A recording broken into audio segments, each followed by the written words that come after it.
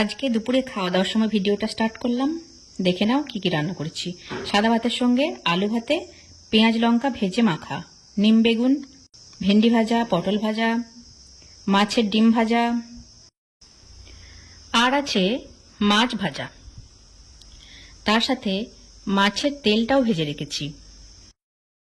আমের চাটনি সর্ষে ফোড়ন দিয়ে, মাছের টক তেঁতুল দিয়ে, আর রুই পোস্ত। আর তার সাথে যেটা না হলেই নয়, মুসুর ডালও আছে। আর আছে মিষ্টি দই, এটা মেয়ে জামাই আসার সময় নিয়ে এসেছে। আর স্যালাডটা কাটা হচ্ছে, কাটা হলেই চলে আসবে। আমি এবার ভাতগুলো বেড়ে ফেলি। তো দেখো ভাতগুলো বেড়েছি জামাইয়ের জন্য, মেয়ের জন্য, এরপর অবশ্যই আমার হাজব্যান্ডের জন্য ভাতটা বেড়ে দেব। আমি ভাতটা বাড়ছি ততক্ষণ তোমরা কমেন্ট করো তো দেখি তোমাদের আমার ভিডিও কেমন লাগে, কোন টাইপের ভিডিও তোমরা আমার কাছ থেকে দেখতে চাও। ফানি ভিডিও, মিউজিক ভিডিও, নাকি ব্লগ ভিডিও।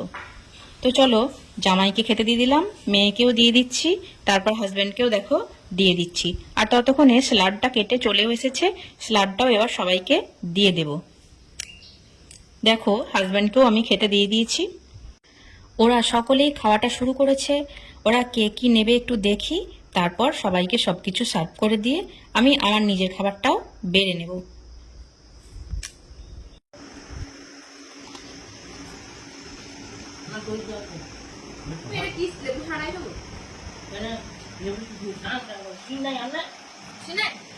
ঠাকুমা ঠিক করে কাটতে পারে না, ও কাটতে পারে না, ফালতু বকে তো লাভ নেই, ওই যা করে খা।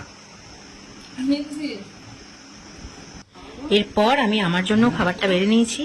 এই দেখো কি কি রয়েছে, দেখো ভাতের সাথে লেবু, স্যালাড, ভেন্ডি ভাজা, নিম বেগুন, পটল ভাজা, রুই পোস্ত, দই, আর পাতে আছে আলু ভাতে, মাছ ভাজা, এদিকে আছে আমের চাটনি, এদিকে আছে মাছের টক।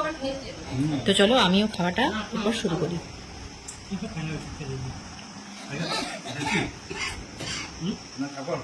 সকালে 8 পিস মাংস খেলে, রাতে আবার 4 পিস খেলে।